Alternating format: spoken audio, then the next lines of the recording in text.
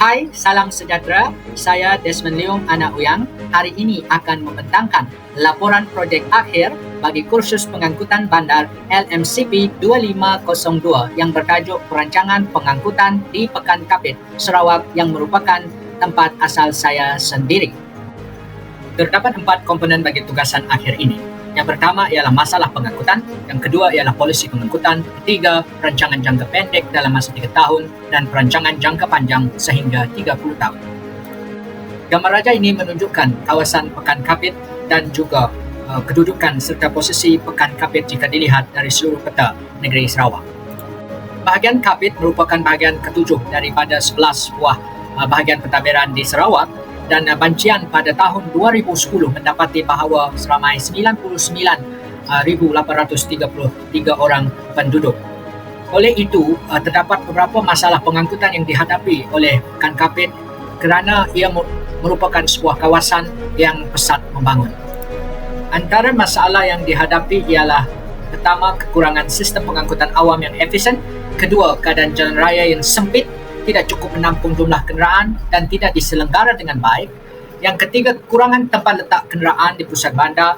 Dan yang keempat, ketiadaan sistem pengangkutan bersepadu. Yang seterusnya ialah tiada kemudahan basikal dan berjalan kaki. Dan yang terakhir, perkhidmatan bas yang terhad dan perkhidmatan e-hailing yang tiada. Berikut pula ialah cadangan jangka pendek dalam masa 30 tahun. Yang pertama ialah memperkenalkan perkhidmatan e-hailing dan bas rapid transit atau bas bandar untuk memudahkan pergerakan penduduk di dalam bandar. Yang kedua ialah menyediakan lebih banyak tempat letak kenderaan yang strategik, baik itu kawasan parkir bertingkat, smart parking atau zon letak kenderaan di sekitar bandar Kapit.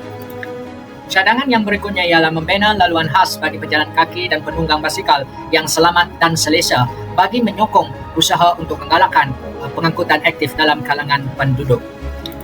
Seterusnya ialah untuk melangkah ke alam digitalisasi, penggunaan aplikasi pintar perlu digalakkan untuk memantau dan melihat laluan pengangkutan awam atau membuat pembayaran perkhidmatan. Bukan itu saja, jalan raya yang sedia ada perlu dinaik taraf dari segi permukaan jalan dan sistem perparitan sama ada dengan menurap jalan yang berlubang, memperlebar jalan ataupun pembinaan parit yang besar. Cadangan jangka pendek yang terakhir ialah membina penenang lalu lintas di kawasan sesak seperti bonggol jalan, lampu isyarat dan lintasan belang. Seterusnya, kita beralih pula kepada cadangan jangka panjang dalam masa 30 tahun. Cadangan yang pertama ialah membina lebuh raya yang menghubungkan Kapit dengan bandar utama di Sarawak supaya jalan raya yang lebih lebar dapat menampung kenderaan yang lebih banyak dan meningkatkan accessibility dari bandar Kapit ke bandar besar di seluruh Sarawak. Selain itu, satu pusat pertukaran pengangkutan awam atau hub pengangkutan yang mengintegrasikan semua mod pengangkutan harus wujudkan untuk memudahkan urusan transit dan menjimatkan masa kerana pengangkutan dikumpul pada satu pusat sahaja. Sistem trafik pintar ITS yang mengintegrasi teknologi AI dalam pengurusan lalu lintas perlu diimplementasikan untuk meningkatkan kecekapan pengurusan trafik dan meningkatkan keselamatan jalan raya dengan sistem amaran awal dan pemantauan kelajuan.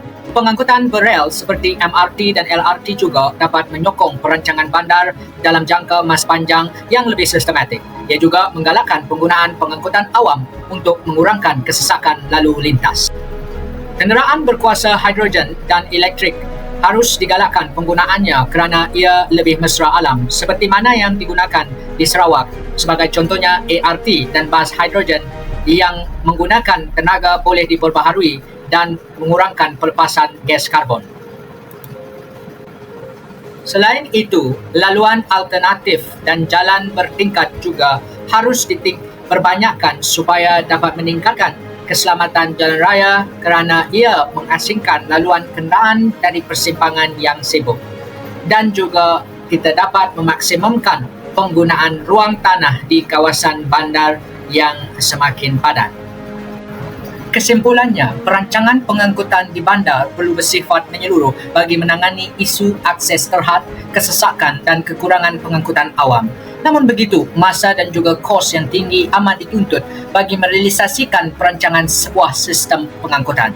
Oleh itu, perancangan pengangkutan yang komprehensif harus diimplementasi agar dapat meningkatkan kualiti hidup penduduk, menyokong pembangunan ekonomi dan kemajuan bandar secara keseluruhan.